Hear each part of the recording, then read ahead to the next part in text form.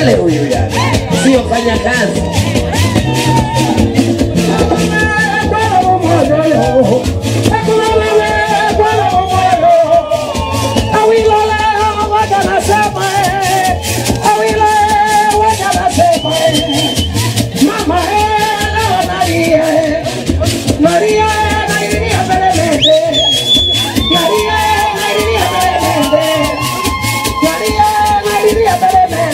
Naibu Spika wa Bunge la Jamhuri ya Muungano wa Tanzania Dr. Tulia Ackson amezindua kiwanda cha kutengeneza peremende eneo la Pipeline kata Mwakibete jijini Mbeya kinachomilikiwa na Nicodem Edwin Mahava aliyekuwa mwendesha bodaboda. Awali Dr. Tulia ametembelea kiwanda hicho na kushuhudia utengenezaji wa peremende. Msumba Mdesa amesoma risala mbele ya Naibu Spika ikieleza mafanikio na changamoto. Ndugu mgeni rasmi, Nicomaa Enterprises ni kiwanda kinachozalisha pipi aina ya peremende kilichoanzishwa rasmi tarehe 1 mwezi wa 2 mwaka 2019 chenye usajili namba 453383 na leseni ya TFDA 0419/PRE/REF/0289 na leseni ya biashara namba 3046842. Hivyo kwa mujibu wa kanuni za kufanya biashara kwa kiwanda chetu kimekamilika. Ndugu mgeni rasmi, kiwanda chetu kilianzishwa na watu watano waliokuwa na lengo na nia moja ya kukuza vipato vyao na kuchangia pato la taifa kupitia uchumi wa viwanda na kutoa ajira kwa vijana kama unavyoona vijana waliopewa ajira katika kiwanda hichi. Ndugu mgeni rasmi, mpaka sasa kiwanda kinatimiza mwaka mmoja kikiwa na jumla ya wafanyakazi 25, wa kike 17, wa kiume 8 kama unavyowaona waliovaa sare. Ndugu mgeni rasmi, kiwanda chetu kinapatikana eneo la Pipeline kata ya Mwakibete jijini Mbeya kikiwa na masoko mikoa yote nchi nzima. Ndugu mgeni rasmi, tukiwa tumetimiza mwaka mmoja wa uzalishaji, tumefanikiwa baadhi ya mafanikio yafuatayo. Mosi, ndugu mgeni rasmi, kitendo tu cha kuthubutu kuanzisha kiwanda ni moja ya mafanikio makubwa sana, kwani tumepata usajili rasmi BRELA kwa namba 453383 na leseni kama tulivyozitaja hapo juu.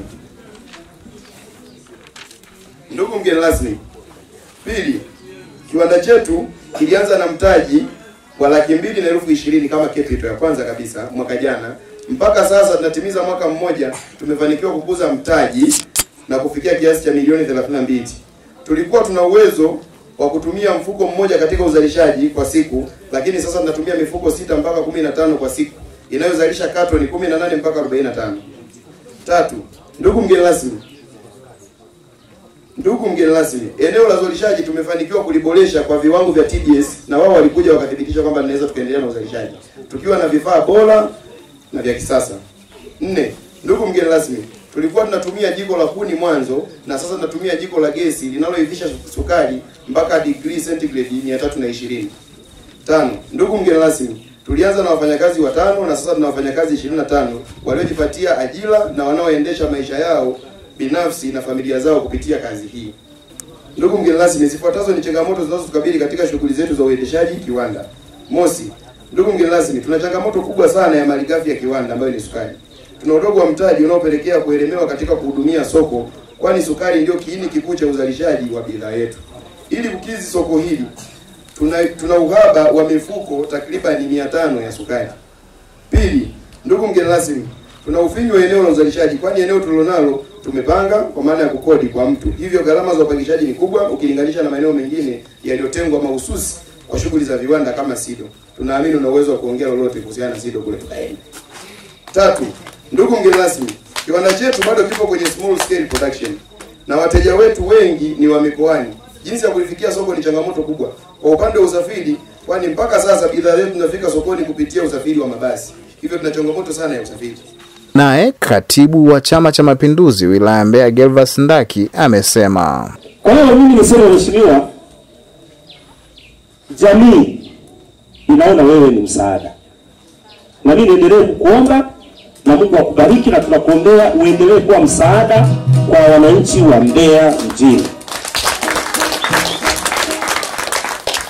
Nimeamua niseme hili kwa sababu hata bwana mdogo alikuja hapa akasema bwana, sisi tuna maadhimisho ya mwaka mmoja toka kiwanda cha peremende kimeanzishwa. Bwana Niko yeye alikuwa safari huko, kianaenda huko Kigoma anatafuta masoko. Nikamwambia sherehe, hata mimi mwenyewe naweza kuwa mgeni rasmi. Si sherehe bwana. Akasema bwana, sisi tumejadiliana bwana, labda wewe upitishe, lakini sisi tunataka Tulia. Sasa nikamwambia ndio, nikamwambia ina maana yani mimi sifai kuwa mgeni rasmi? Akasema wewe unafaa kuwa katibu wa CCM wa wilaya, lakini tunayemtaka sisi Tulia. Sio kwamba ufai, CCM wewe. Kwa hiyo katika misingi hiyo nikajifunza kwamba wana imani kubwa, na pengine sababu ya pili ambayo nataka niseme ni kwamba wewe ni mtekelezaji, sio mtu wa maneno. Sio mtu wa maneno. Ni mtu wa vitendo, sio mtu wa maneno. Na kama ungekuwa wa maneno, mimi maombi yangekuwa yanapungua, ila maombi yanaongezeka mpaka wengine wanaambia mbona hili sasa, hili ni la DC, hili ni la kwangu mimi, hili ni la diwani. Yanasema sasa mimi nimekuja namtaka Tulia, wewe unaanza kuniambia watu wengine. Kwa hiyo mimi napitisha. Kwa hiyo kimsingi mimi niseme katika mazingira na hiyo, sisi kikubwa kuliko yote ni kukuombea kwa Mwenyezi Mungu upate afya na akupe nguvu, na pengine akuongezee zaidi ili uweze kutumikia zaidi. Nikodem Mahava anaeleza namna alivyosukumwa kuanzisha kiwanda hicho. Wageni waalikwa, mabibi na mabwana, niwashukuru sana kwa mapokeo yenu, kwa ujio wenu katika wajasiriamali wadogo tunaohusika na kutengeneza peremende sweet.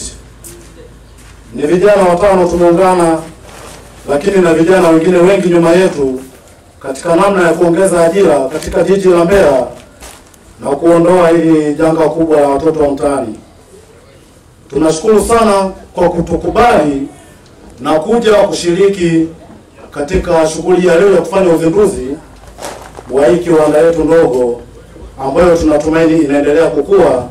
Itakuwa na Mbeya itakuwa kampuni kubwa, na Mbeya itakuwa ni mkoa wa viwanda, yani miongoni mwa viwanda. Sera ya viwanda tunafikiri kwamba Mbeya tuwe wa kwanza kuitekeleza. Tupo tayari kufanya kazi na wote wanaohitaji kazi, tupo kuonesha ushirikiano. Karibuni sana.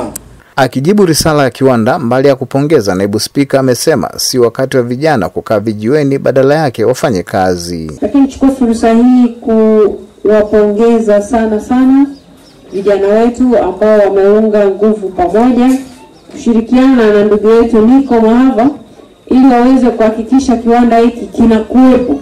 Kwani nawapongeza sana.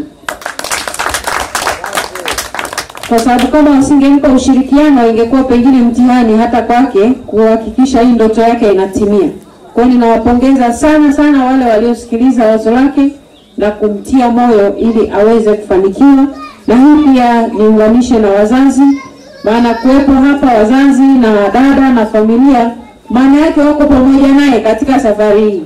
Unaweza ukajikuta una ndugu nyumbani, yani wao ndio hawataki msonge mbele, wanaona huyu mtoto ana kielele tangu zamani.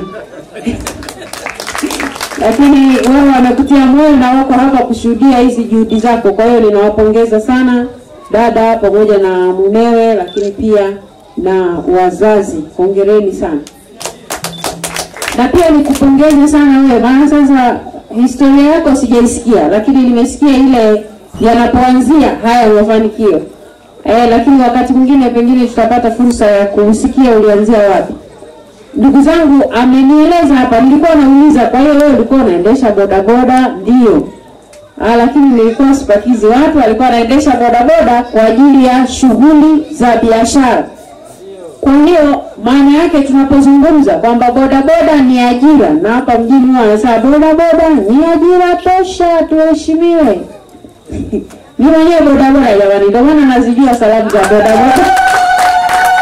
Mimi ni mwanachama wa bodaboda. Kwa hiyo nakupongeza sana kwa sababu tutakapokuwa tukizungumza na bodaboda wakati mwingine watatuelewa zaidi, kwa sababu mfano upo. Na naamini kwa kile ulichokisema hapa, maana tangu mwanzo umeanza kueleza wale wanaotafuta ajira, wale wanaotaka hiki na kile, basi waweze kuja hapa.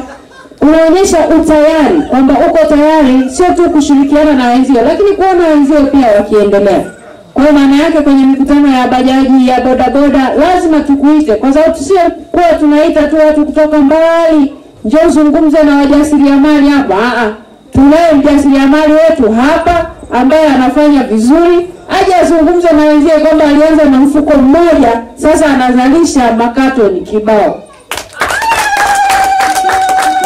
Kwa hiyo ni jambo kubwa sana pale ambapo mtu ambaye ametoka kwenye, sio kwamba bodaboda ilikuwa ni yake, alikopa bodaboda kama watu wengine tunavyokopa bodaboda, lakini tukimtazama wenzetu alipo sasa, ana kiwanda.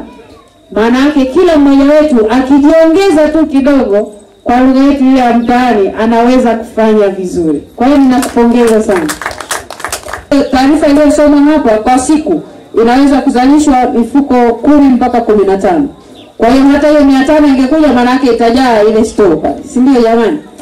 Kwa hiyo kwa sababu wewe umetuonyesha mfano wa kuanzia chini kuelekea juu, na sisi tutaanza na wewe hivyo hivyo.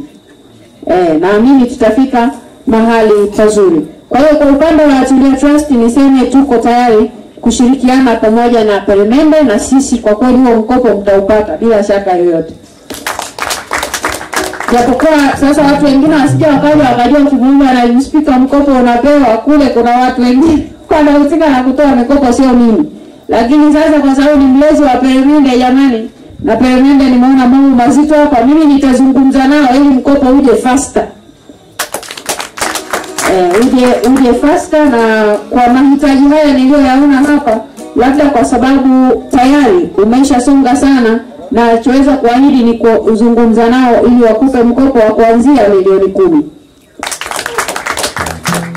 Kwa hiyo na wako hapa, sijui wako kona gani, lakini wanakusikia. Au wengine sio wa mikopo, hiyo wa mikopo kaja hapa leo. Amna. Haya. Basi kuna kijana anaitwa Joshua, watakuja hapa, atawaleta watu wa Tulia Trust waangalie kazi inayofanyika. Halafu mkisha kubaliana kabisa, utaanza na huo mkopo wa milioni 10 ili uweze sasa kununua hiyo mifuko na vitu vingine ili biashara yetu ikue. Na sisi tunaahidi kwamba soko letu lile la pipi tunalonunuaga kwingine kupeleka shuleni, tutazifuata hapa Peremende. Lakini kwa kawaida kama alivyozungumza katibu, huwa nikienda mahali ni vile sikupata fursa ya kuiona hii risala kabla, ningekuwa nimeleta na mimi sasa mchango. Maana hizo hela nyingine ni mkopo, sio mchango. Maana itabidi zilipo, si ndio? Lakini sasa kwa sababu inahitajika mifuko mingi, sisi tutaleta pia hapa mifuko kadhaa kama mchango wetu, kama Tulia Trust. Ukiacha mkopo tutaleta, lakini tutakapokuwa tayari, basi hawa vijana wa Tulia Trust kama nikiwepo nitakuja nao, lakini hata kama sikuja nao, wao watakuletea mifuko hiyo ya sukari, na sisi tutaenda tuupange vizuri ili mifuko ije ya kutosha. Jina langu naitwa Nikodemo Edwin Mahava, ndio mwanzilishi na mkurugenzi wa hii Nikoma Enterprises. Tunazalisha pipi Peremende. Tunazalisha hizi Peremende. Tumeanza katika hali duni. Tumeanza na mfuko mmoja wa sukari, yani 220,000. Lakini tumejitahidi, tumezunguka, tumetafuta masoko hii nchi yote, na tunalenga kufika mwezi wa 6 tuwe tumemaliza Tanzania, tuanze kuingia Zambia. Na tunataka Peremende Mbeya iwe wazalishaji wakuu wa Peremende duniani. Peremende itoke kwa jina la Tanzania. Lakini kulikuwa na ugumu, ila tunamshukuru Mungu tulipofikia tumeshaweza. Peremende yenyewe ndio hii hapa. Peremende sweet packet hii hapa. Nadhani wengi wadau mnaiona kokote kule ambako mnasikiliza na kuiona, ambao mnaiuza. Basi hiki kitu ina TBS, imekubalika, iko vizuri. Kweni na imani kwenye habari ya Peremende, TBS wamekubali. Wadau tunaombeni mtusaidie kuiuza na kuitangaza popote pale ilipo, mkiamini kwamba Peremende ni product yetu wa Tanzania. Yaani katika viwanda vidogo basi Peremende tumo. Wadau mikoani kote tunaombeni mtusaidie kuisambaza, mtusaidie kuitangaza Peremende sweet.